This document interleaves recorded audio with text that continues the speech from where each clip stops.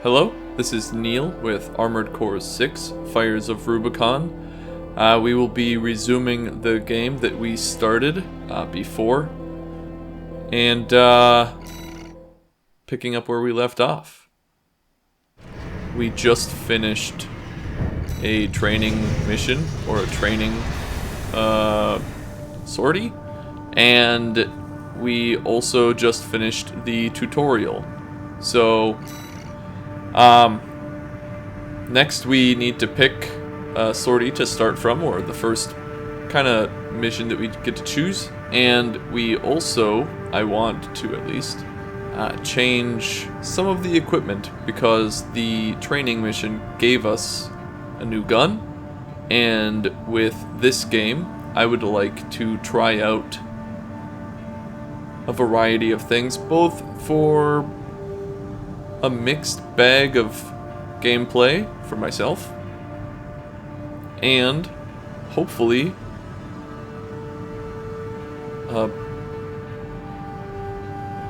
some viewing pleasure where we get to see a little bit more variety instead of just me using my favorite things. Again, this is a new game. The last time I played was about a year ago when this game initially came out, and I platinumed it. I've played a lot of Armored Core in the past, every numbered one and every expansion since Armored Core, the first one. So that's where we're at. We'll be using this new machine gun that I got from the training. And we don't have a store, so I don't really get to do a whole lot more. In the meantime, though, I will go through and change some of the aesthetics.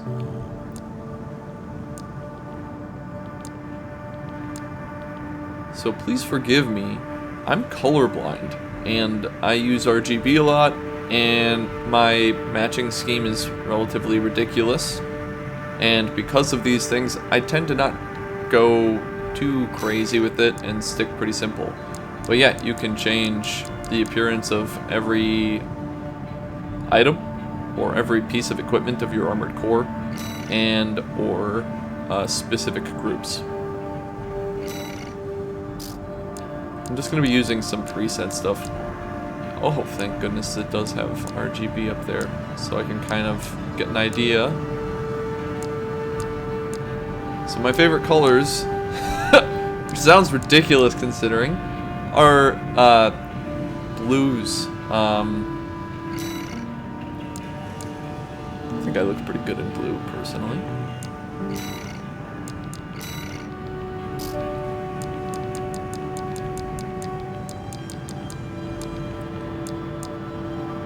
Since orange and blue clash pretty well, complementary colors in their own silly way, that's, I think, what I'm going to be going with. Some oranges and blues. And then, let's make... instead of going with the old rusty venture, I'm going to make it super shiny. Fresh out of the box. There we go. At least for now, let's save that and use it. Ah, no, it looks too much like Evangelion. Alright, I'm out. I don't want to look too much like a Gundam or anything specific that's been made in the past. What other colors? What can we do to make it look a little bit different? Because I still like blue. Alright, what do we got? Maybe we should just go with more neutral colors.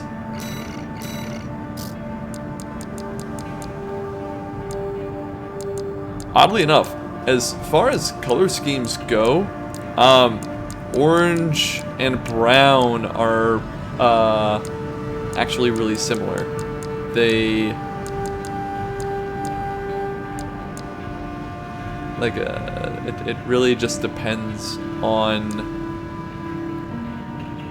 what is it called? The context of other colors around them. Ooh, I already don't like how long I'm spending on this. Let's go with pink then. There we go. There we go. What would the opposite of a pink be? So that's red, Oh, green. No way. Too Christmas. There we go. Let's go with something like this. There we go. I don't know what that looks like. But that's me today. Yeah, I don't know if that looks like anything. Maybe the mobile suit from Iron-Blooded Orphans. Alright, let's go with the next mission. Because in all of the Armored Cores, you're playing as a mercenary of some sort, I will be going for the one that makes the most money. And I'm going to be trying to get a bunch more extra kills, because it looks like extra rewards based on number of enemies destroyed. So I'm going to be going out of my way for that. Got a job for you, 621. This is an open call from the Balaam Group, one of the corporate forces occupying Rubicon. Attention all independent mercenaries! This request comes from our affiliate, Dafeng. The Rubicon Liberation Front has deployed Baus artillery throughout the contaminated city. The city itself has no strategic value, but we cannot allow them to hinder expansion of the Coral Survey. Show us your ambition. Destroy the Liberation Front's artillery. Bonus pay will be awarded for destroying their MTs. We want the enemy weakened. Consider it an opportunity to prove yourself. Impress us, mercenaries!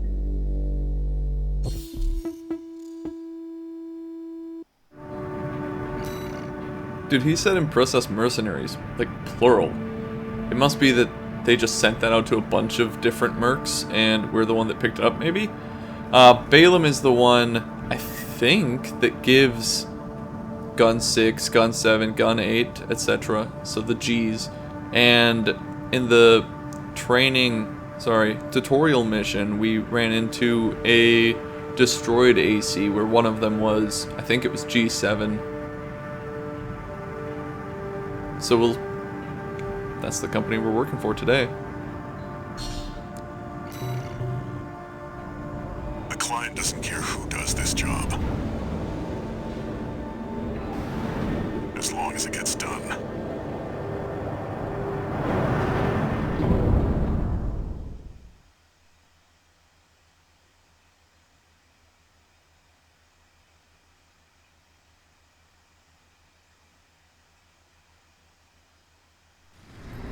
Main system activating combat mode. Commence mission. Destroy all of the Rubicon Liberation Front's artillery placements.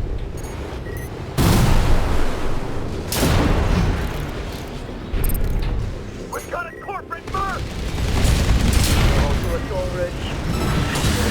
Bastard. Oh, I see a couple there. Yep, there he is.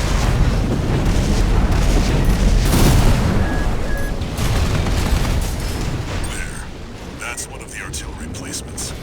You're up against mass-produced MTs. Eliminate them as necessary. Enemy attack! You're after the artillery! Fight back!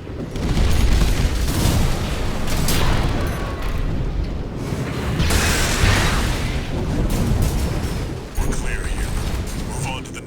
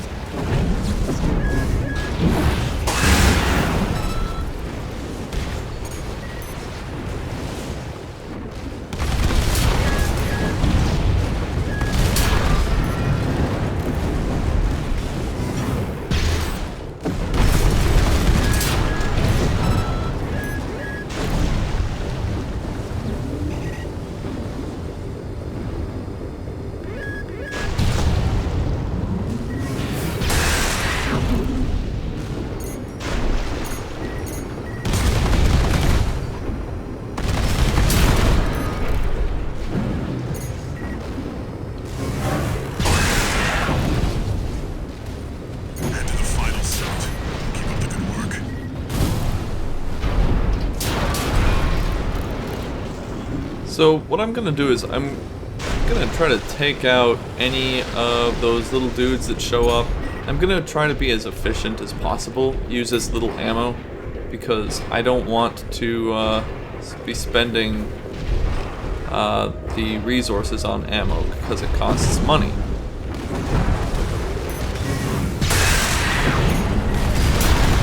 So I'll be minimizing that.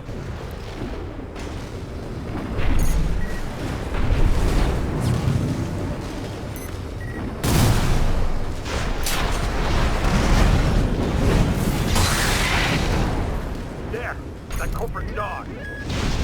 Don't give him another inch. We have to defend the artillery!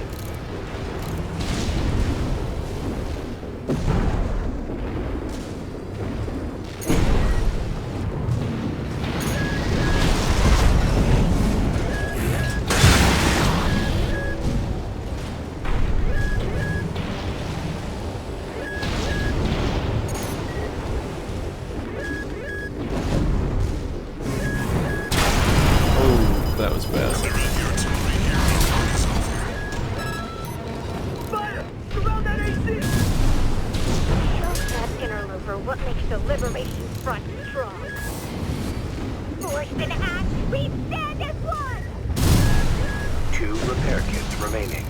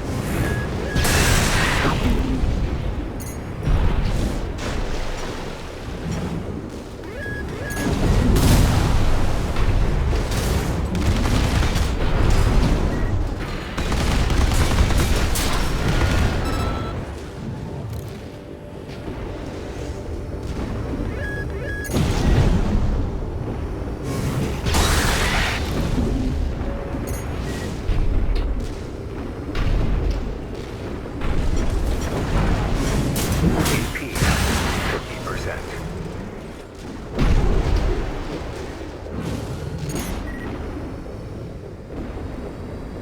This is the last one, so let's see. Is there anything more to kill before we get to it?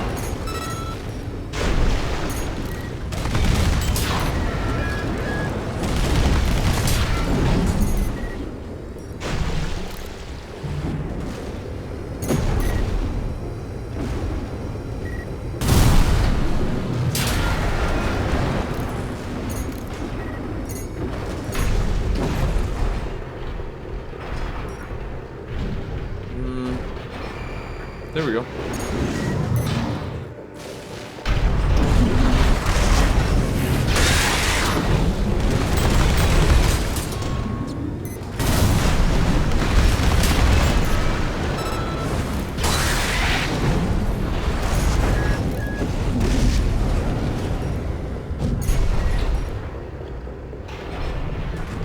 Alright. There's one.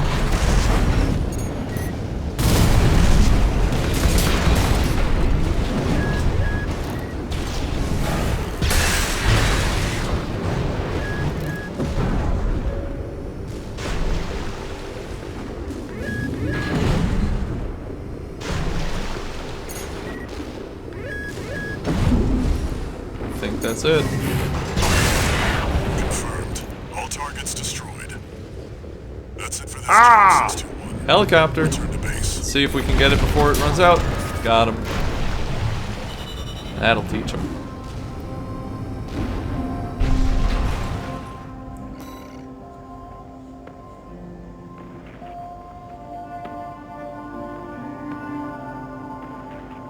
Heck yeah.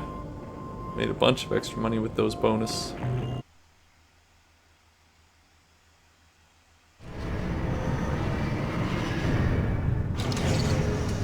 One new message.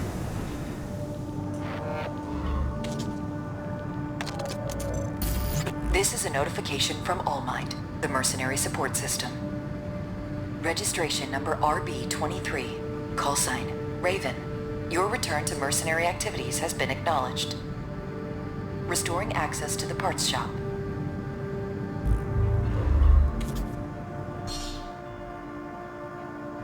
Score.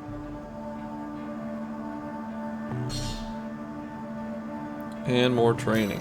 So, I think what I'm gonna do is go to the training, because first, that gives more items for free from finishing those. And you don't need to build your AC for it, so you just get a stock one. We'll get more money if we don't like the item, giving us more opportunity to buy something from the shop.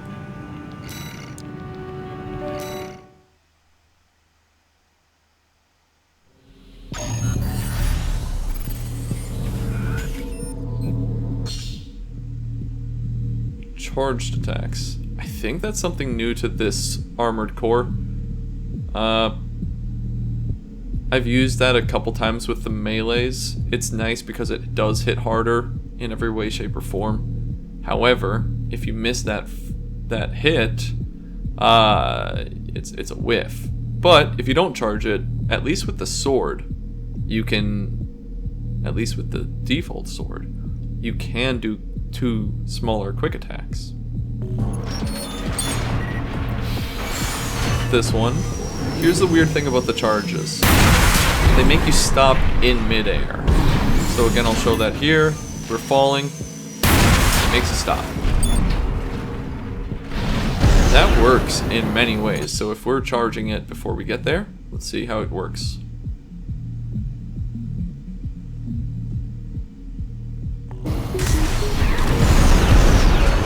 Alright, so we're charged.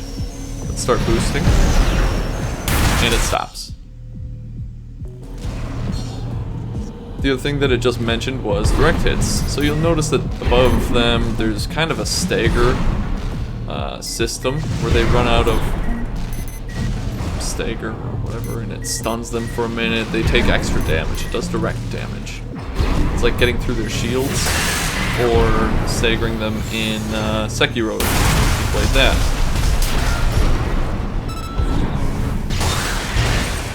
So there's the 2 quick attacks with the sword. Let's wait till that is no longer overheated.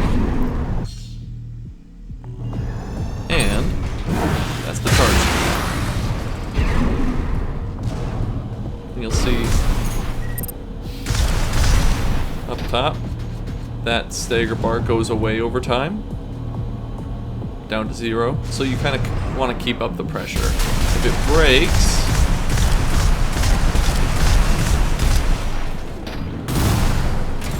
it stuns them like that. Do 2 damage.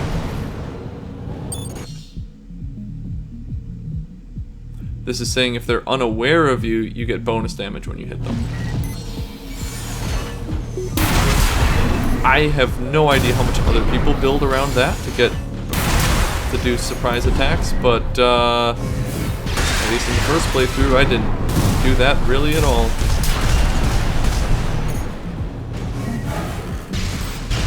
Ah, there I missed both the quick and the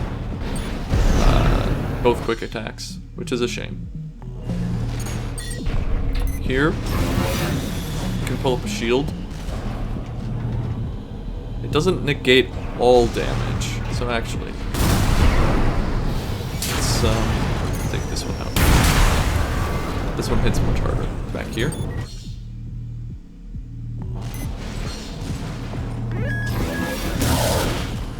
Doesn't negate all damage, but it does negate some damage.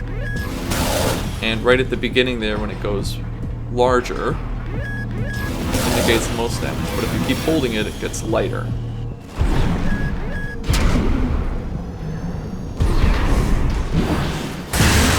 Again, at least in the first playthrough, I did not use shields. I preferred to get out of the way, but maybe with different builds, that would be beneficial, or more beneficial.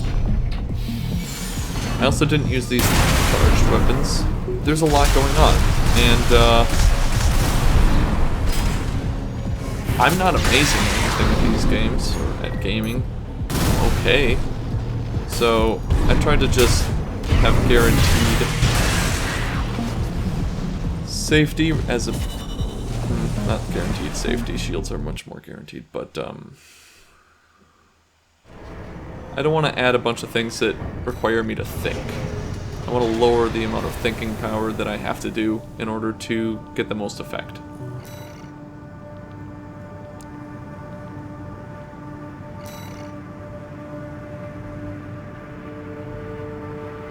So let's see what's in the shop. In previous games, they give you the shop right away. Like in Master of Arena, which, again, that's what I mentioned before. It's the first one that I got. It's kind of my favorite. At least it's one of them. Number one, you can sell... you get access to the shop right away. And you can sell everything that you have, so that you're just a floating torso. With this one, you do have to keep the minimum amount of things to keep an AC running.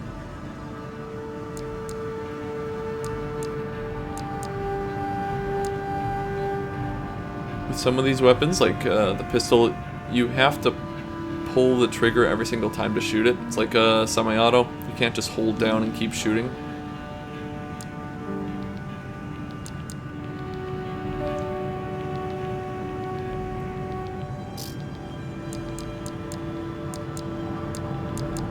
And this is the one for the left arm, right arm, that we just unlocked, where you can hold it down and use a charged attack. So here it says high-speed linear rifle developed by Balaam, a special type of rifle that accelerates rounds using electromagnetic propulsion. Charging the weapon further increases round velocity, in turn increasing damage. That sounds an awful lot like a railgun to me.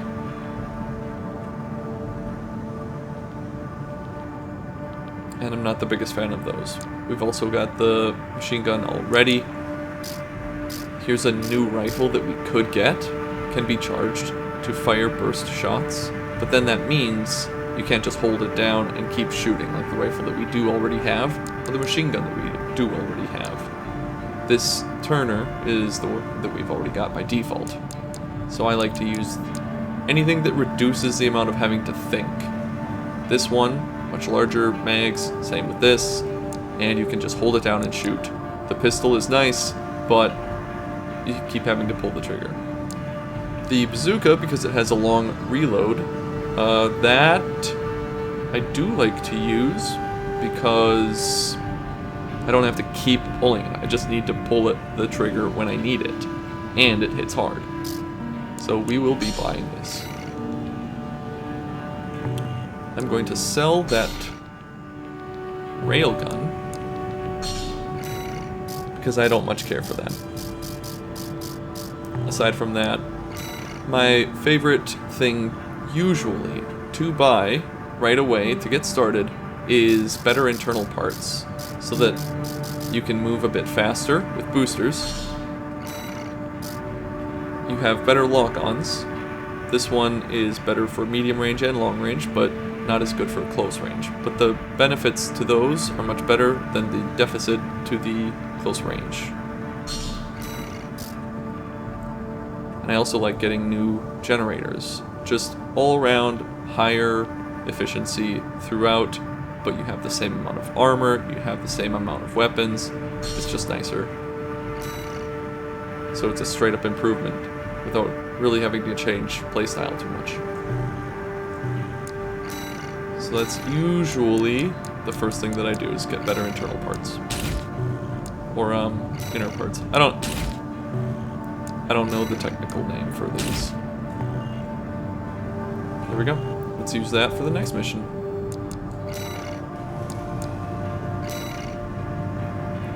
Which is just the mission that we passed up before. So last time we were employed by Balaam. This time, yeah, it's through Dafong or vice versa. And in this case, we're destroying the Dafong squads. So they were our allies before, or our payment. Now we're going against them. with us. Armored Core Mercenary life. Got a job for you, 621.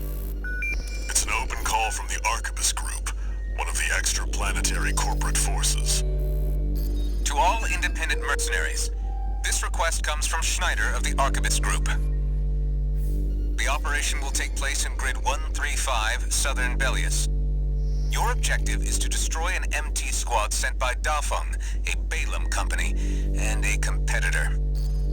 Grid 135 is a key foothold in Arquebus's efforts to conduct a coral survey in the contaminated city. You, the independent mercenaries, are the key to maintaining our lead in the coral survey race. The Arquebus Group looks forward to news of your success. Briefing over, and happy hunting.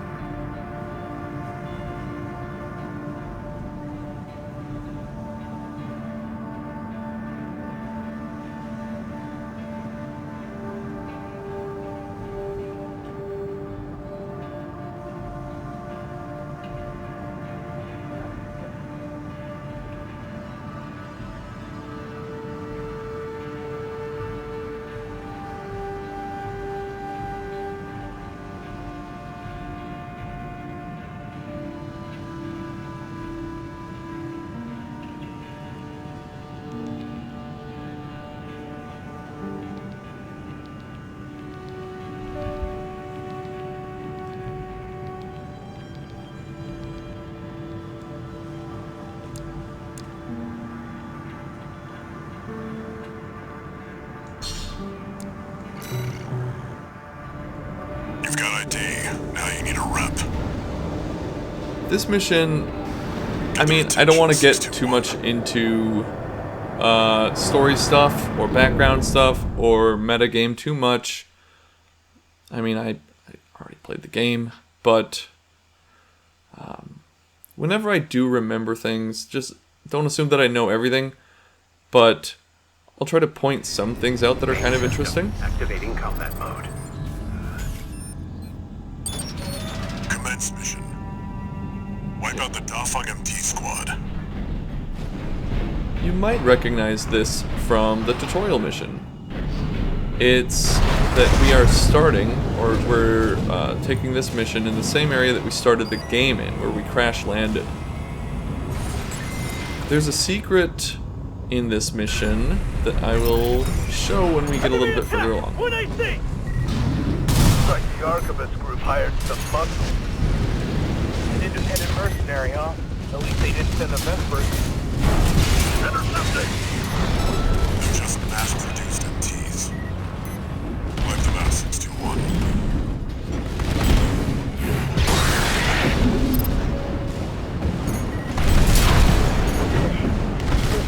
Pilot sharp. Focus your fire!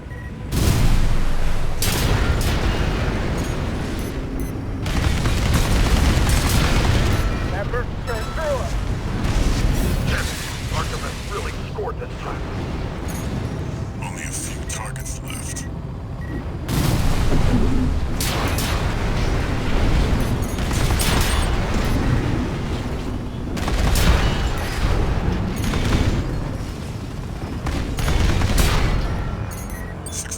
Wait.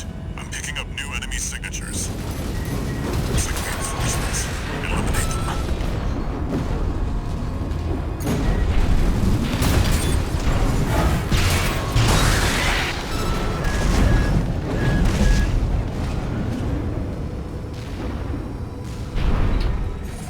Okay, so mop those guys up. If we go back to where we originally crash landed, which is through here. So remember, the first enemies that you run across are coming out here. You look down on them. Back to where we crash landed in the tutorial mission. You discover there's an enemy in here, Mac, which is not necessary or needed. handle it, 621. There he is.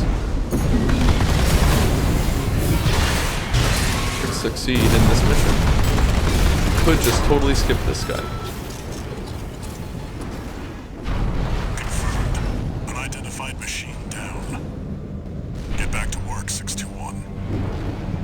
seems like nothing, but that was an odd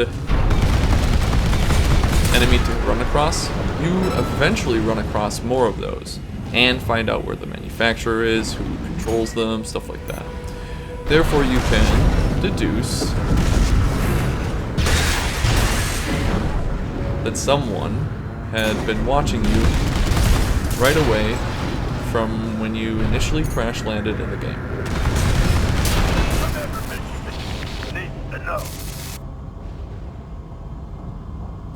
The enemy MT squad has been eliminated.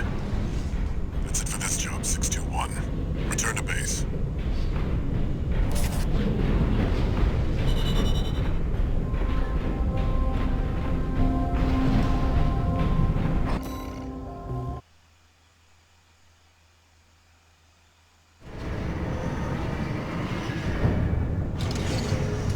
One new message.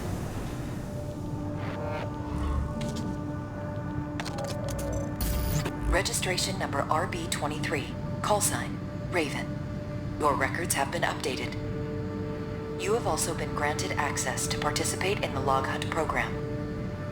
We kindly request that you submit combat logs after destroying designated craft. Allmind will reward you with parts based on the number of submissions you provide.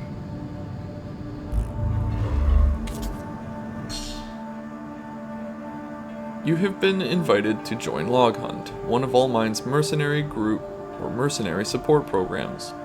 Discover and destroy targets marked with the Log Hunt target icon to obtain combat logs for submission. Collect combat logs and improve your hunter class to receive reward parts from Allmind.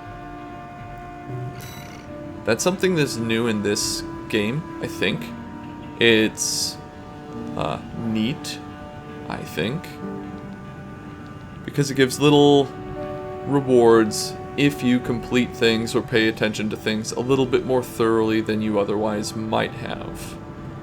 And it fits into the story line as a whole.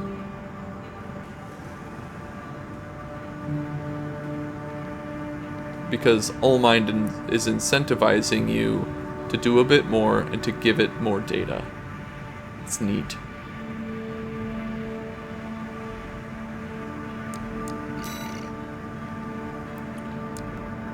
Another thing that's kind of special in this game, at least in comparison to the older ones, is that you can replay missions to get more money. Back with those older games, like the 1, 2, and 3 from the ones that I have the most experience with and enjoyed probably the most aside from Armored Core 4, is that you couldn't replay missions. And that meant you couldn't grind for money, so you're kind of stuck with the outcomes. And if you missed something, like that battle log from any of these missions or something like that, you're just out of luck. If there were any special items in that map that you missed, you're out of luck. I guess you could reload a previous save. That was an option. Additionally, that meant that you couldn't grind for money to buy more things. In fact, because you'd have to pay, even in this one, you have to pay for repairs and you have to pay for ammo. You could go into debt. And that could really be detrimental. That being said, there was an out. If you got too far into debt, they would reset your money down to up to zero, up to zero, and give you more opportunity to get money again. And they would give you bonuses, as in give you benefits that other players might not have. So, for example, that charged gun that we shot and it stopped us in air, that's not always going to be the case. Some legs, I think the quads and the tanks, will not stop. They'll keep going, keep their movement going, if you're firing it on the ground. In previous games, there were back weapons that you would have to, if you were a biped, fully stop, get stable, and shoot from your back because there was too much, let's say, recoil. But with tanks and forelegs, quads, you could fire it whether you're in the air or not, or on the ground, stabilized or not. If you were to go into too much debt, and they reset it, they put you into a Human Plus program, and I guess make you something like a cyborg or cybernetic something or another. Gives you benefits. And that's part of the story in this game, where it's effectively built in that there's a Human Plus program.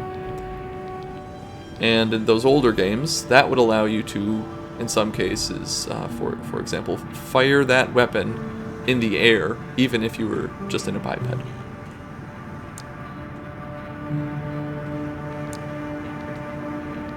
With that, I think we'll stop for now, and in the next one, we will play some more missions.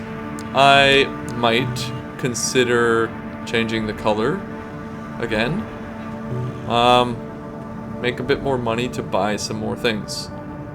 So, I'm already looking forward to next time. I really want to play for longer periods of time, but I kind of play this over my lunch breaks, so I don't have a whole lot of time. I'll see you next time. Goodbye.